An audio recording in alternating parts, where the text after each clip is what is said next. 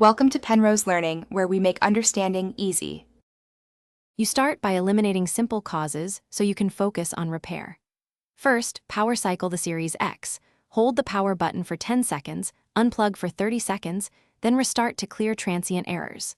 Next, inspect the disk under good light.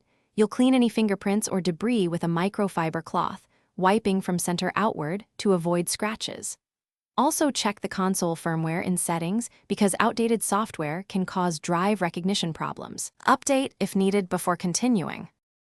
Once done with basics, run the built-in diagnostics to capture any drive errors and note codes you see. Then test disk ejection using the controller command, the console's physical eject button, and if necessary the manual emergency eject hole. This confirms the match is moving.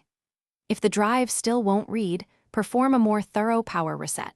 Fully shut down, unplug for 5 minutes to drain capacitors. Then reconnect and retest the same disk to see if the laser timeout or cache issue clears.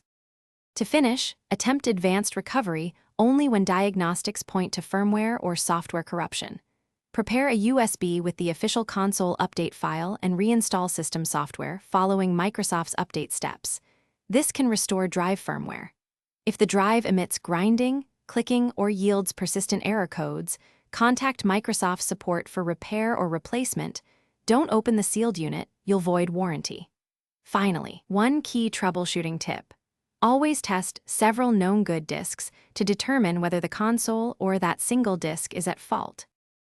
Thanks for watching. If this was helpful, leave a like and consider subscribing. See you next time.